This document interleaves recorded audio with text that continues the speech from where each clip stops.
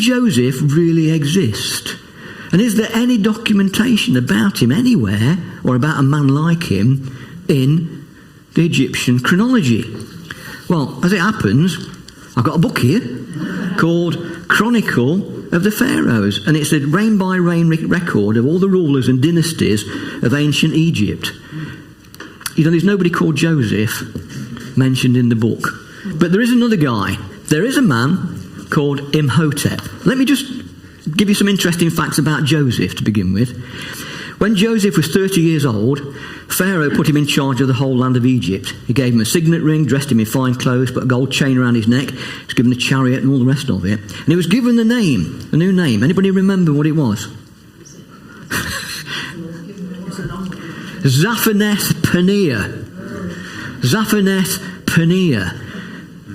Anybody know what it means? Interestingly, and James might pick this up when he's talking about the parallel with Jesus and Joseph, Zaphaneth-Paneah means saviour of the world. Wow. That's a terrific name, isn't it? I mean, there are other things as well, but he gives the saviour speaks and lives, health of the word, saviour of the universe, salvation of the age, salvation of the dynasty, sustainer of the life of the world, and saviour of the world. That's a name, isn't it? He was given to wife Asenath, daughter of Potipherah, and during the 7 years of abundance, Joseph stored up huge quantities of grain in each city from the fields surrounding them. He had 2 sons by Asenath, Manasseh, and it says it's because God has made me forget all my trouble that he gave me this one. And then secondly, he had Ephraim, and Ephraim is because God has made me fruitful in the land of my suffering. So he recognises where he is. And Joseph saved Egypt and Canaan by selling the people grain during the 7 years famine. When the people ran out of money, Joseph bought their livestock. When they ran out of livestock, he bought the land titles. And Joseph bought all the land of Egypt for Pharaoh. Amazing. The priests didn't have to sell their land as Pharaoh gave them a supply of food. The people had to pay taxes. Anybody know what the income tax was? 20%. Basic tax in Egypt, 20%. Except the priests. Joseph's family was saved. Jacob, Israel, and his 11 other sons, along with their wives and servants, were invited by Pharaoh to come and live in Egypt. They settled in Ramesses. Jacob dies, and he's afforded an Egyptian burial. He's actually embalmed. Joseph reassures his brothers that it was for God's glory that he did. And eventually Joseph dies at the age of 110. And he's also embalmed. But he's embalmed in a version where only his bones are embalmed. And we then think, well, okay, are there any records of anybody who might be like that? Well, there's a guy called Imhotep, whose name means he comes in peace. And he was the most interesting figure in the Egyptian culture. He served the 3rd dynasty pharaoh called Djoser. And he was the vizier, or prime minister, to the pharaoh. Now, unusually, you don't normally, the kings of Pharaoh, the pharaohs, when they died, they only mention themselves. Sometimes their wives, most of the times it's themselves, maybe their children, but never the prime minister or vizier. Now, Djoser is the person who had the first pyramid built. Now, you've all seen the pyramids, haven't you? It doesn't look anything like that. Thanks from there. This is the step pyramid in a place called Saqqara. It's about 10 miles south of Giza, where the big pyramids are. And we try to visit it from there. It's a fascinating thing. It's the first building ever to be constructed entirely of stone in the world. Who was the architect? Imhotep.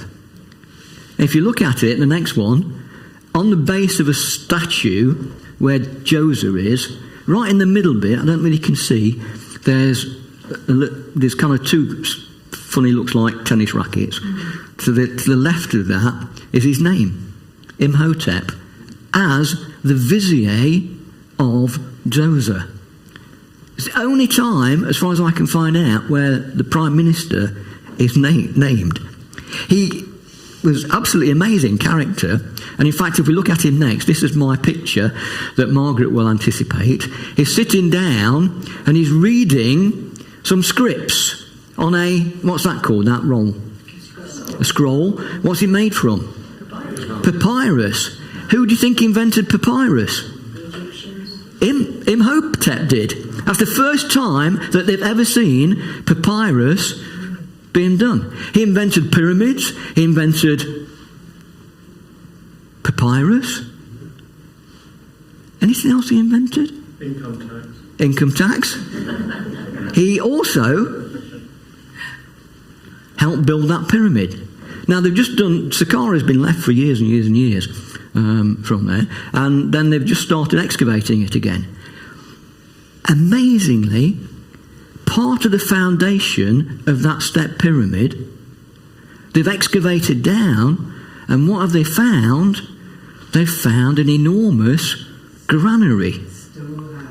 Storehouse for grain. And if we skip on the next one, so you can see here, this is in the tomb of Mena in Thebes. This is all the Egyptians collecting the grain.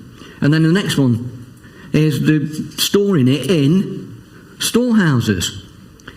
Imhotep was an amazing character. The Egyptians thought a lot of him because he invented all sorts of things, including the architecture. He's known as the founder of Egyptian medicine. And he's famous because he didn't incorporate magic into the medical treatments. He diagnosed and treated over 200 diseases. He extracted medicine from plants.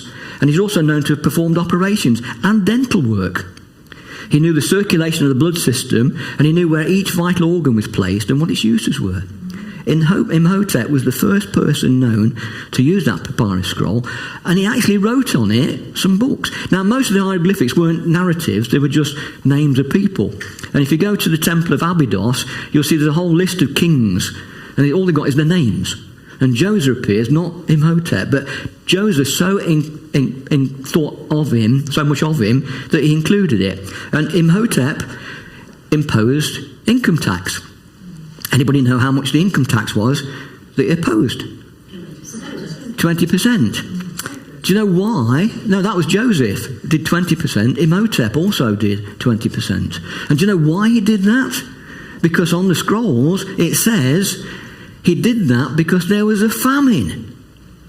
And one of the gods had revealed the famine to Joseph in a dream. Amazing, isn't it? How old do you think Imhotep was when he died? 110. 110. Are those two the same people? They could be. It's very difficult to date the Egyptians because the dynasties move and it overlaps and all the rest of it. They're still trying to work out the chronology of it all. But isn't it fascinating that the Egyptians, they have a different spin of it. What we've seen in the Bible is God's view of the Egyptian economy through a man called Joseph. What we see through the hieroglyphics and things is the Egyptians' view of it. There's this wonder man who appears. He comes in peace. He creates granaries. He brings all the land and everything to Pharaoh, and then he dies at the age of 110.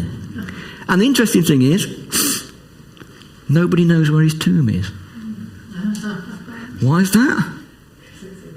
Because it's in Israel. Who took it back? Moses did 430 odd years later, because when he was dying he asked for that to happen. Are they the same person? I don't know. Just an interesting kind of thing. But knowing what God wanted Joseph to do kept him through those 2 years, the privations of this miserable hole for at least 2 years. And we also know that God has got a plan for each and every one of us, and that he wants us to trust in him for that plan to be unfolded in our lives. And let me just leave you with a question.